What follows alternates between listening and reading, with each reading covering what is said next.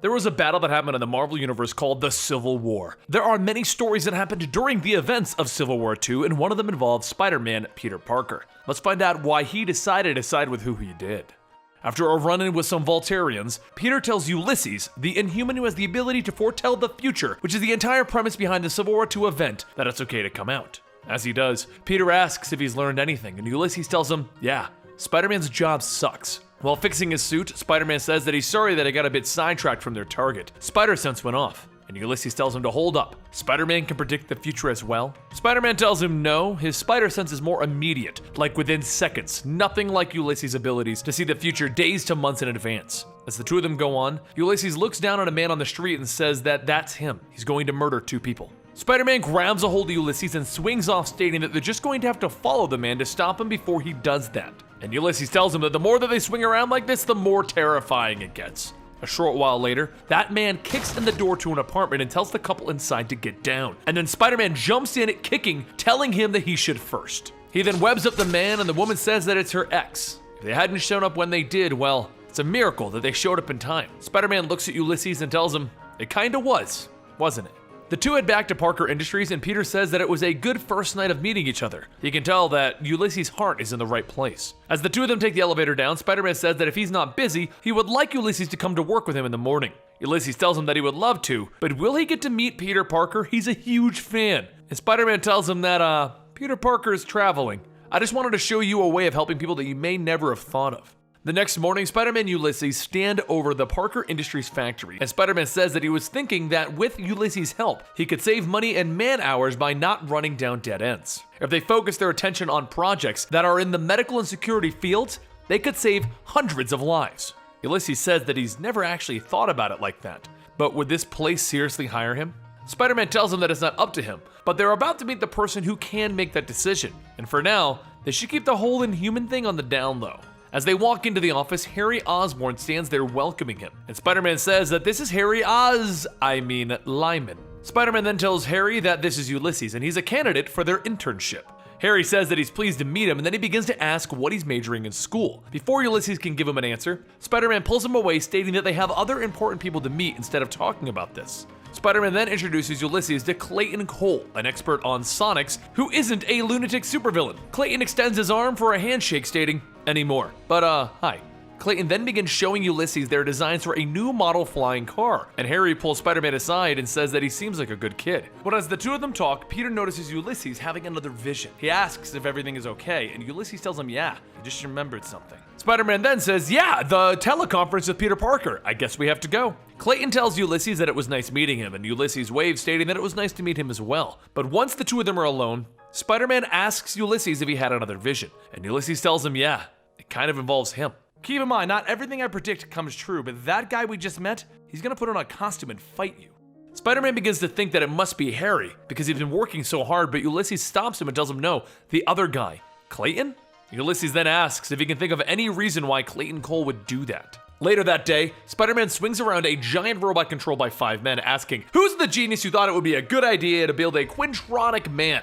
One of the men shouts that there is no way that he could have found them, and another begins to spray poison gas. But Spider-Man tells them that he already has air filters in his mask. He's gonna take a gamble and guess that whoever built this thing is smart enough to save his own life. The man shouts that he's not scared of him. He knows Spider-Man doesn't kill people, but Spider-Man tells him, it's not me. Check your thermocouple readings. The man checks and says the core is overheating, they need to get out. So he pops open the cockpit and tells the man to drive it into the river. He then swings, grabbing everyone out of their pods. One of the men says that the river cooled the robot if the core had exploded. But Spider-Man stops him, telling him, it would have taken out the whole block. And by the way, you're all going to jail in case you were wondering. A little while later, back at Parker Industries, Ulysses asks Spider-Man what is he going to do about him fighting Clayton. Spider-Man tells him that he's still trying to figure that out, but he hasn't done anything yet, because he's worried that talking to Clayton is what is going to set off the event. Ulysses tells him that he's sorry he couldn't have seen anything other than the two of them fighting, and Peter thinks back to when he fought Clayton when he was going by the name of Clash. Back then, Clayton was just a thrill-seeking kid who messed up his own life. Spider-Man says that you never really know someone until you walk a mile in their shoes, and a few hours later, Clayton and a few of the other scientists notice that Spider-Man is walking with that Ulysses kid again. However, Clayton thinks back on it and he thought that Ulysses was acting kind of strange. As the morning went on, he found Spider-Man and Ulysses watching him from time to time. And an hour later, Spider-Man entered Clayton's office as has Peter Parker, telling him that he stopped by to make sure that everything was going okay. Clayton tells him that he thought he was in Shanghai, and Peter says that he just flew in.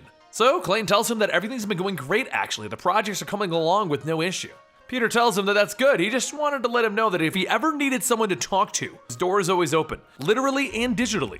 But as Peter leaves, Clayton begins to wonder how Ulysses had a teleconference with Peter if he was just on a plane. A little while later, Clayton sneaks over to Peter's office to use his retroactive recorder, a device that can allow someone to pick up on sound waves from a past conversation. As he holds out the device, he begins to hear Ulysses telling Spider-Man about a vision that he had where Clayton and Spider-Man were fighting. Seconds later, Peter in his suit walks in asking, "What are you doing with that device over there?" And Clayton shouts, "What, you gonna take the word of some punk who thinks I'm gonna go bad?" Peter tells him that it's not that simple, the kid has powers. But Clayton tells him, "I don't care, in fact, I quit." And he storms out. Later that night at the local henchman bar, Clayton sits for a drink when a man sits down next to him. The man introduces himself as Mendel Strum, and Clayton says that he knows who he is. He was Norman Osborn's old partner, Robot Master. Strum says that that's right, and the way he sees it, they both have mutual interests regarding Parker Industries. Clayton tells him that, sure, but he also knows that Strum is a man who holds on to old grudges, and he let it ruin his life, and he's not about to go that route. Strum asks if he's sure, because he knows that he has debts to the Tinkerer, a man who supplies equipment to criminals, and he also knows that what he's getting from him is way more expensive than he can afford. Strum begins to walk off, stating that he has much to gain and little to lose, so give him a call when he's ready. Later that night, Clayton looks at himself as he's shaving off his beard and he thinks about how he's gotten pretty old now. As he looks at a picture of him when he was younger, taking first place in the science fair and beating Peter Parker, he grabs a phone. He tells the Tinkerer that he wants him to make a rush on the recent order that he's placed. And the next morning, Clayton gets his package, and he gives Strum a call, telling him that they should meet up. Kalash is back in town.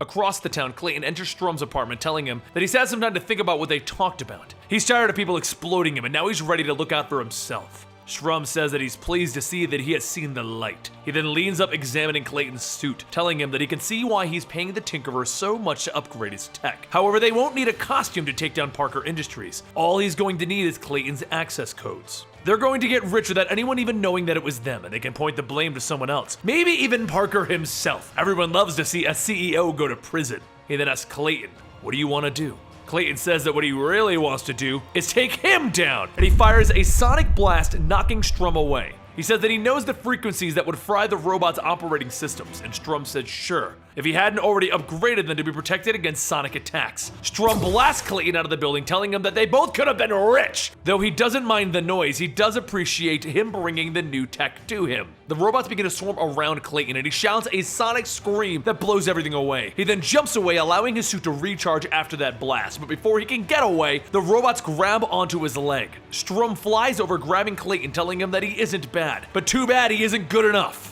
He then starts crushing Clayton's head, but before he can, Spider-Man swings in, kicking him off. Spider-Man tells Strum that he thought old people were supposed to be bad with technology, and then he begins to struggle with them as he looks back at the robot holding onto Clayton, and he asks, when did robots get blobby?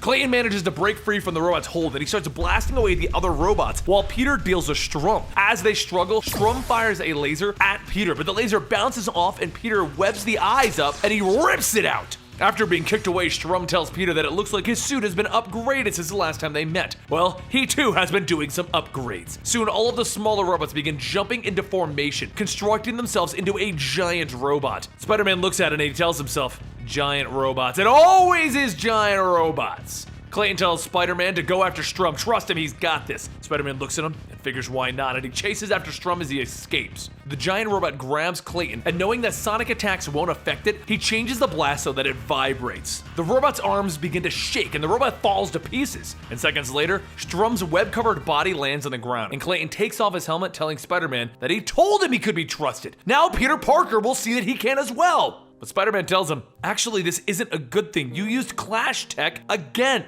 The one thing you aren't supposed to be doing because of your parole. Clayton tries to tell him that he was only protecting Parker Industries, but Spider-Man tells him that he could have stopped him without the millions of dollars in property damage or putting people in danger. Spider-Man then asks, why didn't you just call me? And Clayton tells him that he wanted to prove that he was on the right side of this. As he looks around, Clayton asks if he's fired. Spider-Man tells him no, but he's gonna have to turn over all of his sonic tech, including the suit, and never make anything again. Clayton stops him, telling him that the sonics are his thing. He's way better at them than anyone else. Spider-Man tells him that no one is trying to take that away from him, but from now on when he designs things, he's going to have to turn them over to the R&D team. It's the only way that this can work.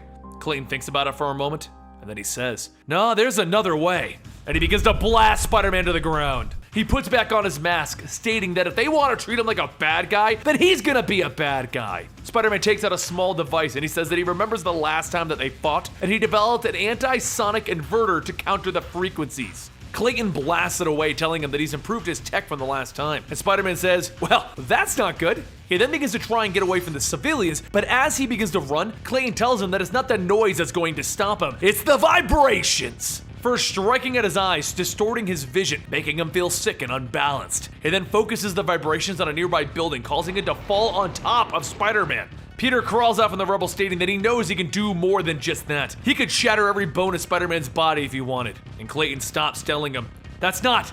But Spider-Man tells him, "I know, it's not you. Clash isn't who you are anymore. But right now you have a choice to stop this." Clayton says that that Ulysses' kid said it, which means none of them really have a choice. The future is already set for them. Spider-Man hops onto a lamppost, stating, "That's wrong. Ulysses' vision doesn't define us. Ultimately, we have the choice." And as Spider-Man goes on, both him and Clayton are blasted by Strum, telling them to just shut up. The robots begin to get back up, and Peter calls out to Clayton, stating that they need to work together to finish this. As the robots pin Spider-Man down, Clayton tells him that he's right. The future is in their hands, and right now he's on his own.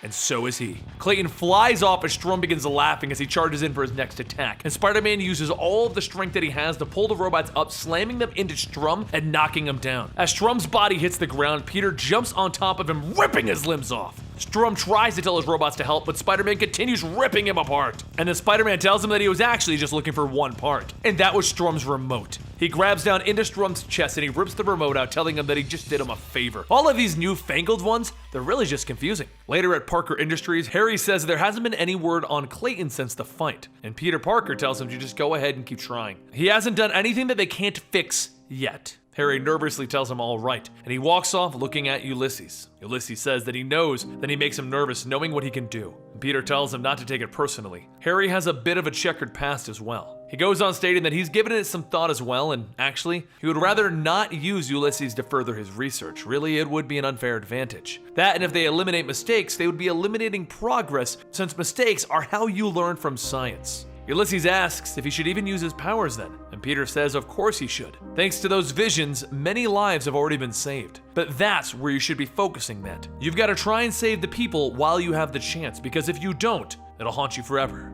A little while later, the Royal Inhuman family returns to bring Ulysses back, and Peter Parker heads over to the Triskelon to give his report. He tells Carol that Ulysses could be the best thing that they have in their fight against villains and crime and evil, but they need to watch him and make sure that those situations are handled properly. Also, Peter Parker will support them in any way that he can. Carol says that she appreciates it, and she also needs to make sure that she can count on Spider-Man, because a fair amount of people are thinking that Ulysses is wrong. Really, what she means to ask is, can she count on him to fight for this? Spider-Man extends his arm and shakes her hand, telling her, "Yeah, you can.